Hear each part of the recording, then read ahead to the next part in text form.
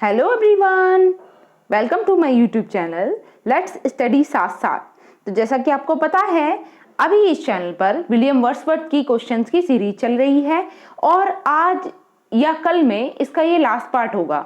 इसके बाद आप आज के कमेंट बॉक्स में मुझे सजेस्ट करके बताएंगे कि आपको अपकमिंग किस टॉपिक पर क्वेश्चंस चाहिए। ठीक है, हम कौन सा राइटर स्टार्ट करें, तो इसका सजेशन आप मुझे आज के वीडियो में मुझे बताएंगे। ठीक है, तो शुरू करते हैं आज की वीडियो, जिसमें मैं वर्ड्सवर्थ के कुछ क्वेश्चंस को सॉल्व कराऊंगी जो मैंने लिए हैं यूथ कंपटीशन की बुक से। ठीक है, और इससे पहले भी मैं जो अरोड़ा सर की बुक है उससे भी मैंने सारे क्वेश्चन कवर अप कराए हैं विलियम वर्ड्सवर्थ के, और इसके अलावा प्रीवियस ईयर क्वेश्चंस जो हैं वर्ड्सवर्थ पर, वो उसका सेशन भी मैं एक दिन में कवर अप कर लूंगी। मैंने सारे क्वेश्चंस कलेक्ट कर लिए हैं और उसकी भी मैं एक वीडियो आपको प्रोवाइड करूंगी, जो भी मतलब अब तक के यूपी टीजीटी और पीजीटी में वर्ड्सवर्थ से रिलेटेड क्वेश्चंस पूछे गए हैं, उन सब की वीडियो एक ही वीडियो में उन सारे क्वेश्चंस को मैं कवर अप करूंगी। ठीक है, तो आज के कुछ क्वेश्चंस हैं जिन्हें हम सॉल्व कर लेते हैं। और हाँ, don't forget to suggest me our upcoming topic. ठीक है, अभी देख लेते हैं फिर। First question, which of the following is a poem by Wordsworth. आपको बताना है इनमें से कौन सी पोएम वर्ड्सवर्थ की है। यहाँ पर फॉलोइंग लिखा हुआ है। ठीक है, हाँ, ऑप्शंस हैं daffodil, on first looking into Chapman's Homer, the forsaken merman, और नेक्स्ट है द लास्ट नाइट टुगेदर। तो आप समझ ही गए होंगे, अगर आपने वर्ड्सवर्थ को बहुत अच्छे से पढ़ा है तो आप इसका आंसर पहली ही नजर में देखकर पहचान गए होंगे। क्या होगा इसका राइट आंसर? यस, कौन नहीं भूल सकता कि वर्ड्सवर्थ ने डैफोडिल नाम की एक पोएम लिखी है। ठीक है, 10,000 I saw at a glance. ठीक है, ये लाइन और फिगर ऑफ स्पीच में स्पेशली पूछे जाने वाली लाइन है। ठीक है, जब हम कहते हैं कि इसमें हाइपरबोली का यूज हुआ है। नेक्स्ट चलते हैं। अच्छा, आपको बताना है कि डैफोडिल कब लिखी गई थी और कब पब्लिश हुई थी। ये मैंने प्रीवियस वीडियो में बताया आपको, तो इसका आंसर आप कमेंट बॉक्स में देंगे मुझे। ओके, अब नेक्स्ट क्वेश्चन देखते हैं। In which poem to the following line occur. नीचे वाली लाइन जो है वो किस पोएम में देखने को हमें मिलती है। लाइन है, they flash upon that inward eye which is the bliss of solitude. बताइए वर्ड्सवर्थ की किस पोएम में ये लाइन है। They flash upon that inward eye which is the bliss of solitude. Options are the education of nature, daffodils, the world is too much with us, Tintern Abbey. What is the correct answer? कहां से ली गई ये lines?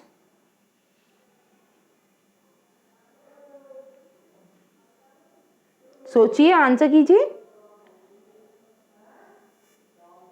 Yes, इसका right answer जो है वो है डैफोडिल्स। ठीक है, डैफोडिल्स, जिसे मैंने अभी पूछा था कि कब रिटन किया गया था, इसे लिखा गया था 1804 में और ये पब्लिश होता है 1807।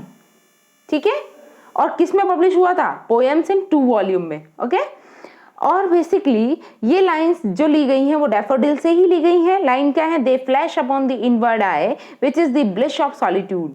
और इसको एक और नाम से भी जाना जाता है, ये भी आपको ध्यान में रखना है। ठीक है, नाम जान लीजिए या ऐसा कह लीजिए कि इस पोएम की पहली लाइन है, I wandered lonely as a cloud. Okay, which is a lyric poem written in 1804 and first published in 1807। Next देख लेते हैं। Next is solitary reaper is a. आपको बताना है कि सॉलिटरी रीपर की फॉर्म क्या है। बैलेड है, ओड है, लिरिक है, पेस्टोरल, एलेजी है। देखिए पेस्टोरल जो है इसके साथ में हम ऐड कर लेंगे एलेजी को। ठीक है, तो बताइए सॉलिटरी रीपर क्या होगा इसका राइट आंसर? जैसे आप इन सभी को पहचानते होंगे कि बैलेड क्या होता है, ओड क्या होता है, लिरिक क्या होता है, या फिर पेस्टोरल क्या है। देखिए अगर हम बैलेड की बात करें तो बैलेड क्या होता है? A simple narrative verse telling a story और अ सॉन्ग। ऐसे कह लीजिए कि मतलब कोई स्टोरी है और उसको एक लिरिक के फॉर्म में हम सुनाएं तो उसे हम क्या बोलेंगे? उसे बोलेंगे बैलेड। और स्टोरी ऐसा नहीं है कि लॉन्ग पूरी रामायण सुना रहे हैं हम, उसे हम बैलेड नहीं कह सकते। मतलब बैलेड क्या है? एक शॉर्ट स्टोरी टाइप है और उसे हम लिरिक के फॉर्म में सुना रहे हैं, एक पोएम की तरह सुना रहे हैं, तो वो क्या है? एक बैलेड। ठीक है। अगर हम बात करें ओड की, तो ओड क्या होता है बताइए? ओड होगा a complex and lengthy lyric, ठीक है। ओड में क्या होगा? बहुत ही कॉम्प्लेक्स और एक लेंथी लिरिक पोएम होगी इन अ लॉफ्टी स्टाइल और सीरियस ऑब्जेक्ट, ठीक है। मतलब ऐसा नहीं है कि सिंपल लैंग्वेज यूज की गई हो, बहुत ही ज्यादा कॉम्प्लेक्स लैंग्वेज का यूज होता है ओड में, और ये लेंथी लिरिक्स होते हैं, ठीक है। अगर हम नेक्स्ट बात करें लिरिक की, अब लिरिक क्या होता है? लिरिक है a brief subjective poem revealing poets personal thoughts और फीलिंग, ठीक है। नेक्स्ट देख लीजिए पेस्टोरल क्या है। पेस्टोरल है poem that deals with the shepherd's and rustic life, या फिर विलेज लाइफ कह लीजिए। अगर हम विलेज लाइफ से रिलेटेड बेसिकली ज़्यादातर अगर हम मोस्टली बात करें तो ये शेफर्ड लाइफ के बारे में डिस्कशन करते हैं, तो तब हम उसे पेस्टोरल लाइफ का नाम देते हैं, ठीक है। अभी हम अगर सॉलिटरी रीपर की बात करें तो ये क्या है? तो solitary reaper is a ballad, ठीक है। Option number A is the correct answer. और सॉलिटरी रीपर भी कब पब्लिश माना जाता है? ये 1807 में ही पब्लिश माना जाता है, और वर्ड्सवर्थ का बहुत ही फेमस वर्क है, ठीक है, which is expressing the beauty of music that a young maiden reaping was singing to herself. Okay, now moving to the next. देखिए, lyrical ballads was written by Coleridge and this is also easy one. lyrical ballad किस किस का combined work है? Coleridge और William Wordsworth का। कब publish होता है? 1798 में। 1798 में होता है। फिर इसका आता है प्रीफेस टू लिरिकल बैलाड, वो आता है 1800 में। उसके बाद 2 एडिशन हो रहे हैं 1802 एंड 1804 में, ये भी आपको याद रखना है, ठीक है। साथ ही अगर हम बात करें तो इसमें मतलब ये कंबाइंड वर्क तो है, लेकिन ज़्यादा कॉन्ट्रीब्यूशन किसका है? इसमें ज़्यादा कॉन्ट्रीब्यूशन माना जाता है विलियम वर्ड्सवर्थ का, क्योंकि विलियम वर्ड्सवर्थ की इसमें 19 पोएम्स हैं, ठीक है। और एस.टी. कॉलेरिज जो हैं इनकी कितनी पोएम्स हैं? एस.टी. कॉलेरिज की इसमें 4 ही पोएम्स है। जो स्टार्टिंग की 4 पोएम्स है वो एस.टी. कॉलेरिज की हैं, और लास्ट की एंडिंग की 19 पोएम्स विलियम वर्ड्सवर्थ की हैं, ठीक है।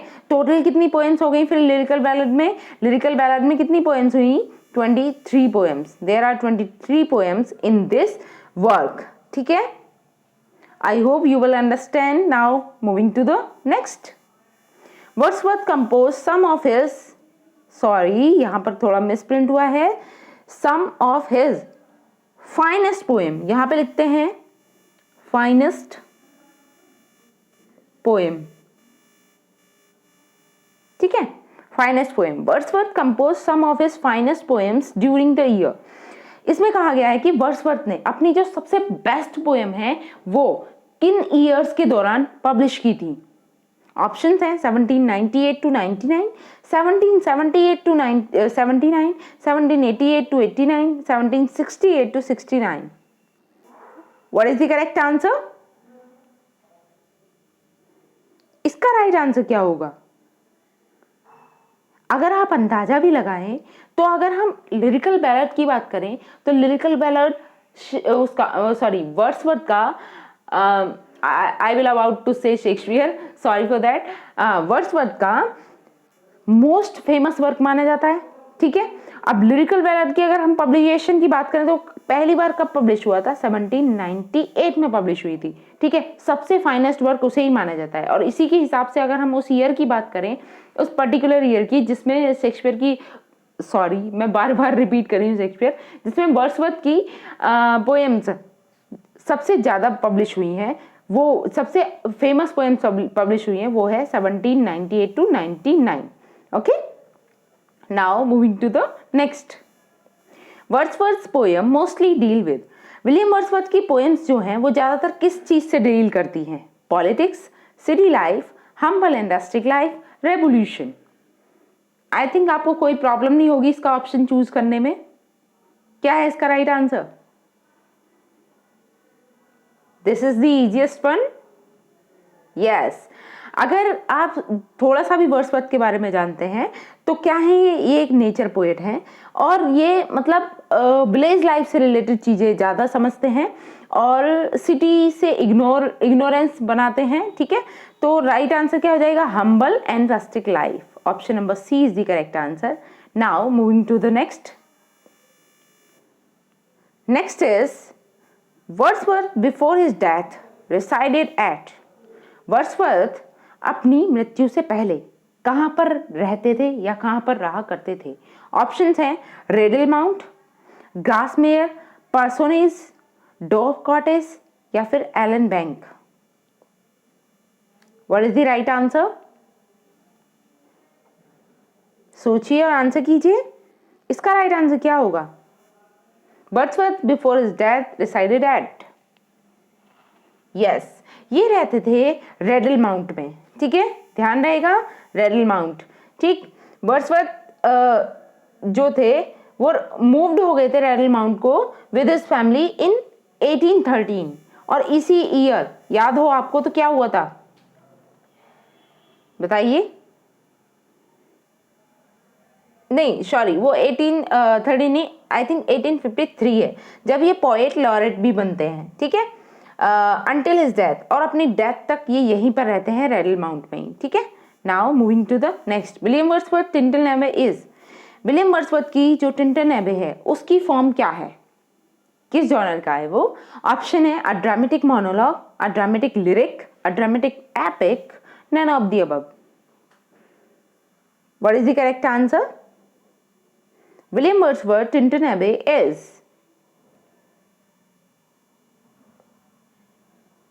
सोचिए, आंसर कीजिए। देखिए अगर हम टिंटन एबे की बात करें तो इसमें कुछ थोड़ी बहुत क्वालिटीज हमें ओड की भी मिलती हैं और कुछ क्वालिटीज इसमें ड्रामेटिक मोनोलॉग की हैं, ठीक है। लेकिन अगर ऑप्शन में ओड नहीं है तो हम राइट आंसर किसे लगाएंगे? ड्रामेटिक मोनोलॉग को, ठीक है। वैसे इसमें थोड़ी क्वालिटी ओड की भी मिलती है। Option number A is the right answer, dramatic monologue. Monologue क्या होता है वैसे? इसका राइट आंसर आप कमेंट बॉक्स में लिख कर देंगे। देखिए नेक्स्ट देख लेते हैं इन, यहां पर सॉरी ये 1805 से पहले इन और नोट डाउन है। In 1805 Wordsworth which poem was written, Wordsworth की कौन सी पोएम लिखी गई थी? बेसिकली ऑप्शंस के अकॉर्डिंग इसका आंसर देना है। ऐसा नहीं है कि 1805 में वर्ड्सवर्थ ने सिर्फ एक ही पोएम लिखी थी, लेकिन ऑप्शंस के अकॉर्डिंग अगर हम देखें तो कौन सी होगी? देखिए फर्स्ट ऑप्शन है टिंटन एबे, सेकंड है द प्रिल्यूड, नेक्स्ट है लूसी पोएम्स, इसे मैं दोबारा लिख देती हूँ, लूसी पोएम्स, ये एक पोएटिक कलेक्शन है वर्ड्सवर्थ का। नेक्स्ट है सॉलिटरी रीपर, सॉलिटरी रीपर, थोड़ा बहुत तो आपको विजिबल होगा, ठीक है। तो इन चारों ऑप्शंस में से आपको बताना है कि 1805 में कौन सा लिखा गया था, और जबकि वो पब्लिश हुआ था पॉस्टमसली, ये भी आपको पता है। तो ये कौन सा वर्क था? ये था द प्रिल्यूड, जो इनकी वाइफ ने इनकी मृत्यु के बाद पब्लिश किया, ठीक है। Option number B is the right answer. और ये लिखा गया 1805 में और पब्लिश होता है 1850 के बाद, 1850 में। Next है the prelude by Wordsworth was part of a vast work which was to be called, prelude Wordsworth के द्वारा लिखा गया है, was part of a vast work, एक बहुत ही बड़े या बहुत ही महत्वपूर्ण वर्क का पार्ट है, which was to be called, जिसे हम कहते हैं क्या? The excursion, the recluse, Yarrow revisited Peter Bell। What is the correct answer? यहाँ पर ई है, ठीक है, ध्यान रखना है। बताइए the Excursion, Recluse, Yarrow Revisited या फिर पीटर बेल, क्या होगा इसका right answer? The Prelude was part of a vast work plan earlier as the Recluse, ठीक है। Option number B is the correct answer.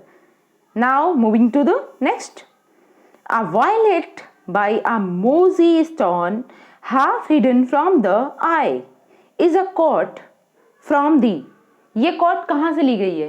Line आप दोबारा देख सकते हैं, लाइन क्या है? A violet by a mosey stone half hidden from the eye। Options are Ode to Duty, Lucy poem, the green linnet, solitary reaper. What is the correct answer? सोचिए, answer कीजिए। Yes, ये lines कहां से ली गई हैं?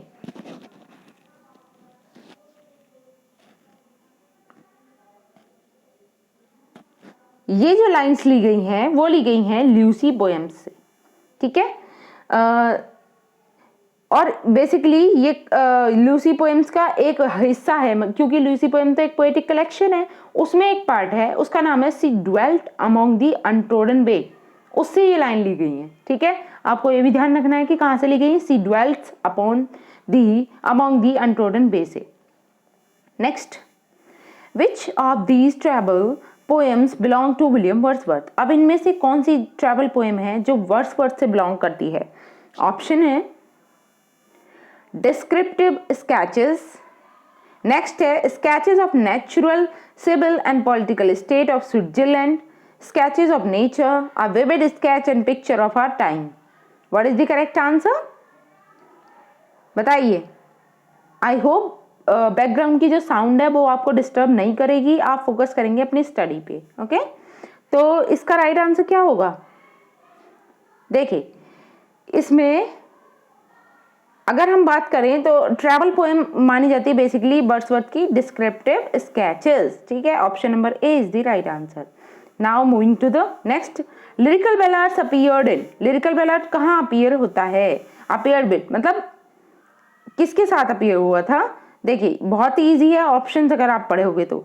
Option है 6 poems by Coleridge and 15 by Wordsworth. हम पहले ही डिस्कस कर चुके हैं इस बारे में, तो आपको अब तक तो याद हो ही गया होगा। 10 poems by Coleridge and 10 by Wordsworth, wrong है बिल्कुल, ये भी टोटली रॉन्ग है, ये भी। नेक्स्ट देख लीजिए, 4 poems by Coleridge and 15 by Wordsworth, is it right? Next देख लीजिए, 4 poems by Coleridge and 19 by Wordsworth, this is the right one. यही तो हमने डिस्कस किया था कि विलियम वर्ड्सवर्थ की 19 पोएम है और कॉलेज की 4 पोएम्स हैं, दोनों को ऐड ऑन करके 23 पोएम्स का एक कलेक्शन है जिसका नाम है lyrical ballad. Option number D is the correct answer. Now moving to the next,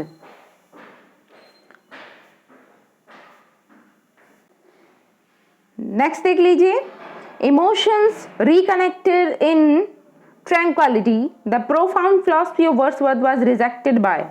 देखिए, यहाँ पर पहले जो मिसप्रिंट हुआ है उसे बता दूं मैं।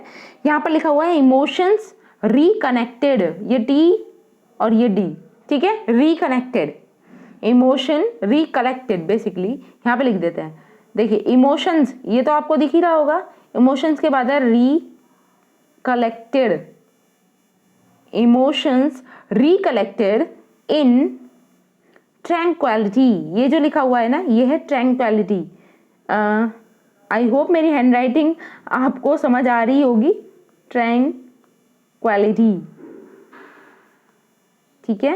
ये थोड़ा पेन भी डिस्टर्ब करता है, ठीक है। यहाँ पर tranquillity, recollected in tranquillity, I will rewrite it, recollected in tranquillity, tranquillity, okay, ठीक है, recollected in tranquillity. The profound philosophy, ये जो फिलॉसफी है वो वर्ड्सवर्थ की है कि क्या है, इमोशंस रिकलेक्टेड इन ट्रैंक्विलिटी, ठीक है। इसे किसने रिजेक्ट किया था? वर्ड्सवर्थ वाज रिजेक्टेड बाय, किसके द्वारा रिजेक्ट किया गया इस फिलॉसफी को? ऑप्शंस हैं William Hazlitt, T S. Eliot, Ezra Pound या Roland Barthes. Wait a minute, yes, Roland Barthes. क्या होगा इसका राइट आंसर? किसके द्वारा इसे रिजेक्ट किया गया था वर्ड्सवर्थ की फिलॉसफी को? Emotions recollected in tranquillity, yes, इसे रिजेक्ट किया था टी.एस. एलियट ने, ठीक है, वो ऐसा नहीं मानते हैं। Now moving to the next, इसे देख लेते हैं। In which year did Wordsworth add his preface to the lyrical ballads, किस ईयर में वर्ड्सवर्थ ने अपना प्रीफेस ऐड किया था लिरिकल बैलाड में? Options are 1798, 1800, 1802, 1803। What is the correct answer? तो प्रीफेस टू लिरिकल बैलाड कब आता है? ये तो आपको पता ही है।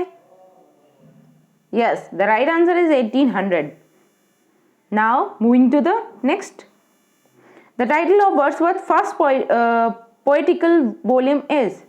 वर्ड्सवर्थ के फर्स्ट पोएटिकल वॉल्यूम का टाइटल क्या था?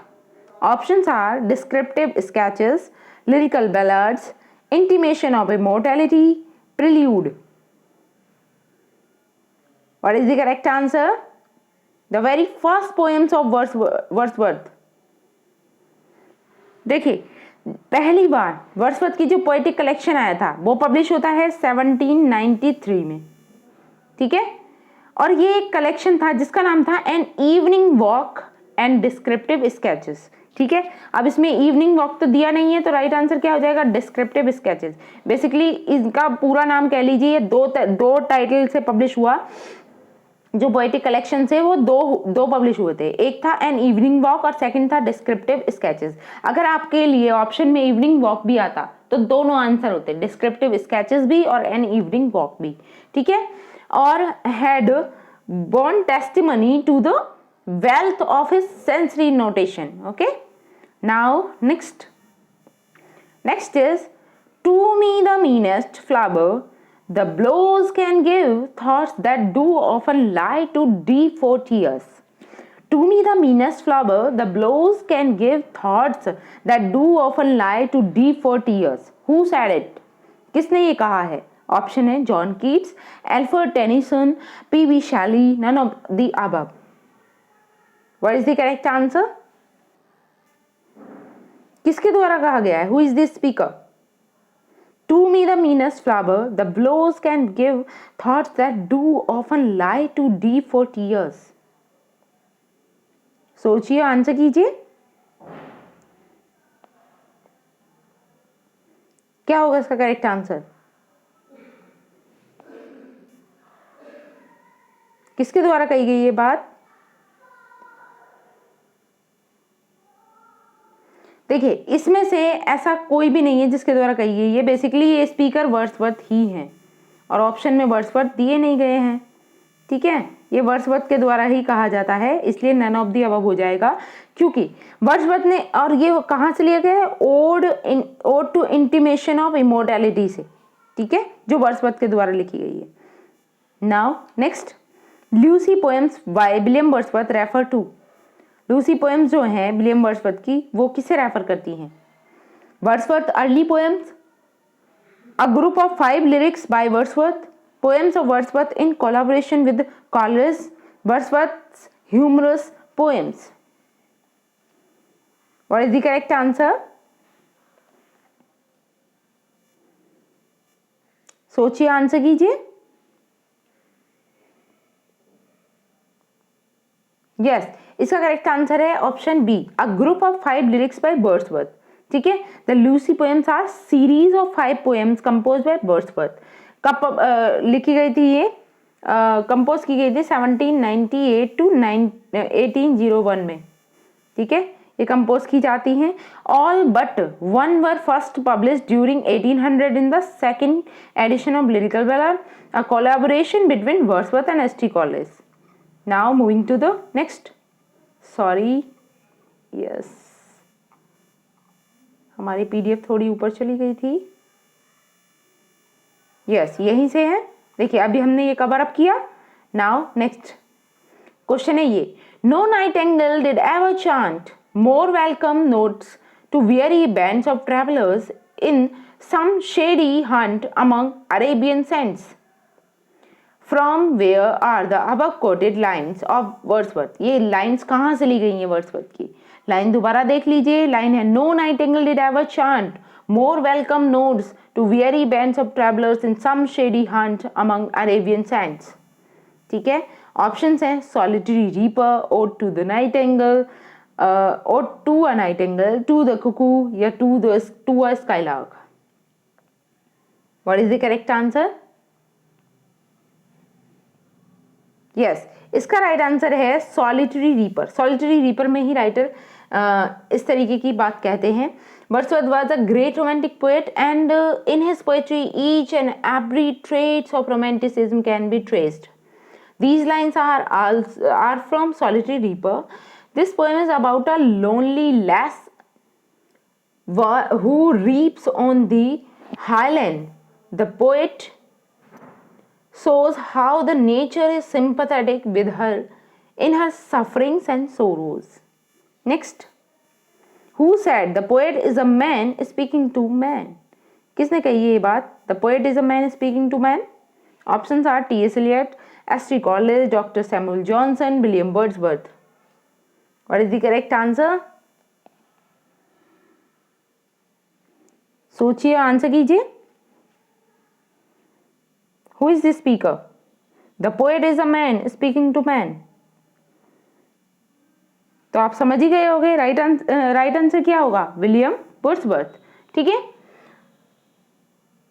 नाउ देखिए, these lines depict the Wordsworth was the supporter of this view that the poet used conversational language in his poetry, but vulgar words should be avoided. Okay, he was of this view that poetry is the spontaneous overflow of powerful feelings. ठीक है, so there should be no artificiality. Now moving to the next.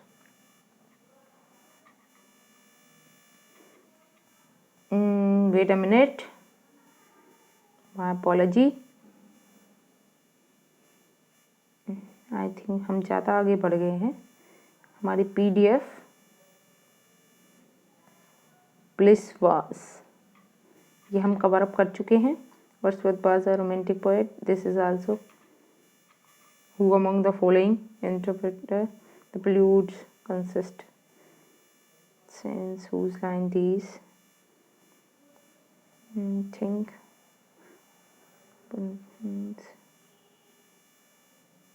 Sorry, हमारा question गुम गया है.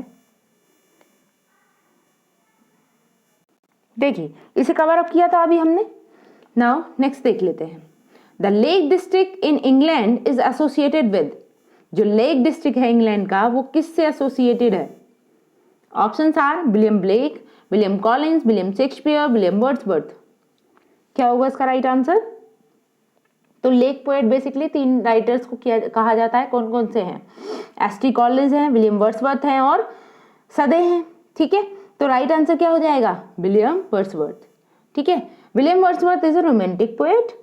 ही was associated with the lake district. Other places where he resided respectively are Dove Cottage, Townsend, Grasmere, Ellenbank, Grasmere Parsonage, and lastly well-known residence of Rothermount. ठीक है, next देख लीजिए. In which poem was Wordsworth describe different mood of nature.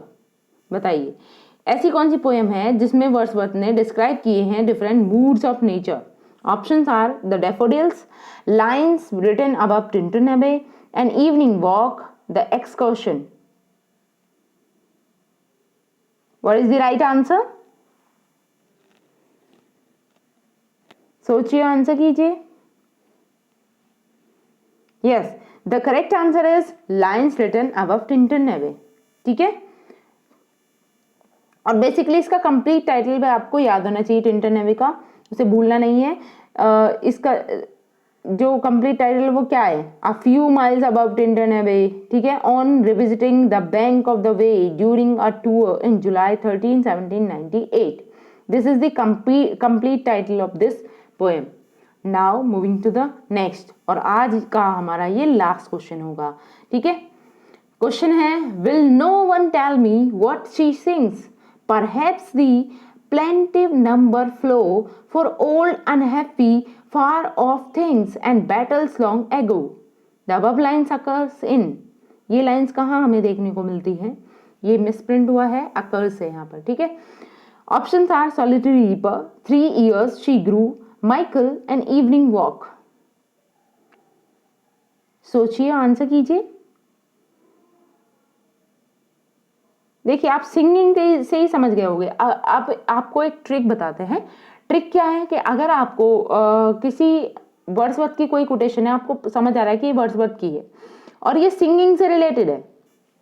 ठीक है, कहीं भी सिंग की बात आ रही हो, सॉन्ग की बात आ रही हो, तो वो ज़्यादातर जो होगी ना, वो सॉलिटरी रीपर से ही रिलेटेड होगी. क्योंकि मतलब सॉलिटरी रीपर में ही वो जो मेड होती है, मतलब पर्वत पे जो लड़की गाती रहती है ना लॉनलीनेस में, वो वाली बात जो है सिंगिंग से रिलेटेड वही पोएम है, ठीक है। सॉलिटरी रीपर, तो करेक्ट आंसर क्या हो जाएगा? ऑप्शन ए सॉलिटरी रीपर, ठीक है। अब lines occurs in the solitary reaper, one of the most famous lyrics of Wordsworth. It is about the power of imagination to transform common everyday events into representations of a larger reality. Okay तो आज के लिए हम इतना ही रखेंगे। I hope मेरी ये video आपको अच्छी लगी होगी, और अगर अच्छी लगी है तो प्लीज़ इसे लाइक करें, शेयर करें और मेरे चैनल को सब्सक्राइब कर लें, जिससे कि, और बेल आइकन पर भी प्रेस कर लेना है, जिससे कि सारे नोटिफिकेशन आपको मिलते रहें, क्योंकि मैं डेली वीडियोस करा रही हूँ। एक वीडियो मैं डेली अपलोड कर रही हूँ। अगर आपको ग्रामर पार्ट से कोई टॉपिक समझ नहीं आ रहा है तो उस पर हम पर्टिकुलर डिस्क्रिप्टिव वीडियो करेंगे। अगर आपको कोई भी इशू है तो आप कमेंट बॉक्स में लिखकर मुझे बता सकते हैं, ठीक है। और इस संडे भी आपके लिए एक प्रैक्टिस सेट मैं अवेलेबल कराऊंगी, जिसमें हम पूरे 125 क्वेश्चंस को कवर अप करेंगे। अब मैं ट्राई करूंगी कि इस बार मैं पीजीटी का क्वेश्चन पेपर डालूं। अगर आपको टीजीटी का चाहिए तो आप टीजीटी के बारे में बता सकते हैं, ठीक है। तब तक के लिए thanks for watching, keep learning and keep supporting me. Thank you.